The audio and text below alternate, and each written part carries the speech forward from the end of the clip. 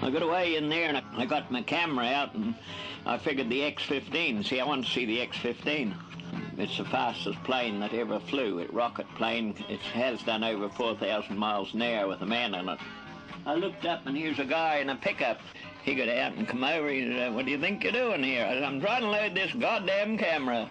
He said, "I think you better come with me." I said, "Okay." I knew then I was in trouble. They took me in. They took my passport, my money, my wallet, the keys of my car, locked my car up, and took me in. And the chief of security police was there, and there was a total of about 8 men, and they were all standing handy, so I couldn't duck out the door if I wanted to, you know. So I went to this guy and that guy, and always somebody higher up. And I finally arrived at Lieutenant Colonel Terry Thomas's desk. He said, "Why did you want to see the X-15? See, that was the purpose of my visit." "Well," I says, "ever since I've been a kid, I've been interested in anything that rolls or goes, you know." I says, "I remember ships at the Bluff when I was 3 years of age, and railway trains and autos and motorcycles." He looked at me. He said, "I've read about your motorcycle." I said, "My motorcycle?" He says, "Sure, in Popular Mechanics 2 years ago." And then he said, "Munro," he says, "you know," he says, "we think you're all right. Now, how would you like to see the X-15? By this time I was in the clear, and that guy showed me every plane they had, including the first DC-8 under test.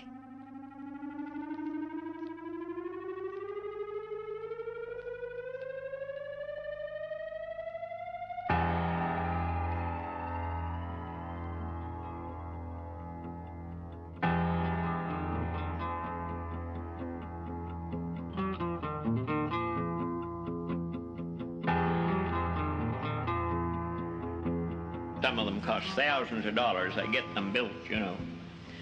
Whereas mine only costs a few months of hard work. But I've been 23 years working full-time on an Indian and novella set.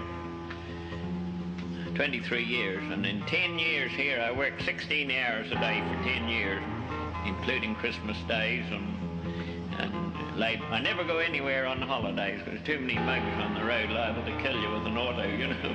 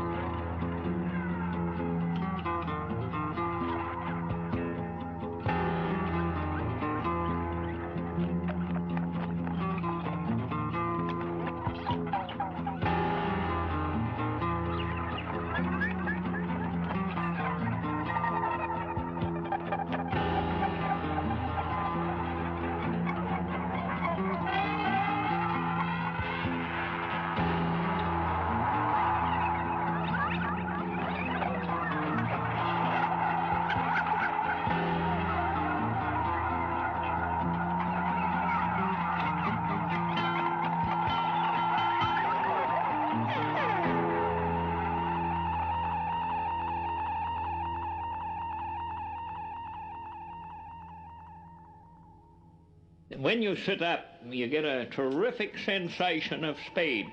The whole country's rushing at you. You see, you're only a couple of feet above it with your eyes. That whole country rushes at you so fast, it's a blurred area close to the bike, but further out, it's clearer. I'm full bore, probably doing well over 180. Heck, she was just building up speed faster and faster and faster, and it was just going beautiful. It's never gone so good. I averaged enough to, as above the record, the existing record. Yeah, I got the American record with those 2 runs.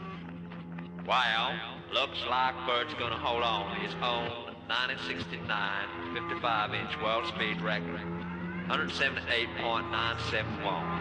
Happy birthday. birthday to you. Happy birthday to you.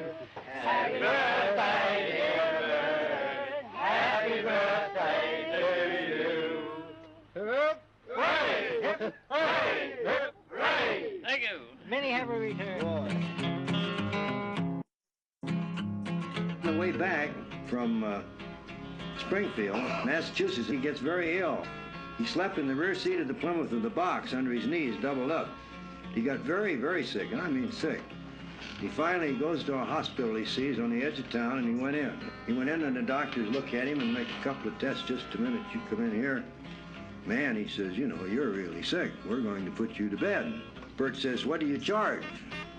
The fellow says, $44 a day. Burt gets his jacket, puts it on. He says, I'll die in my car.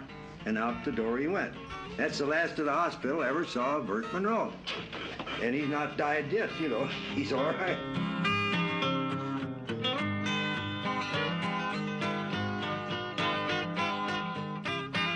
I think if Burt had access to modern metals, perhaps a few more modern machine tools, 30 years ago, I feel quite sure that the Japanese wouldn't be controlling the motorcycle industry today.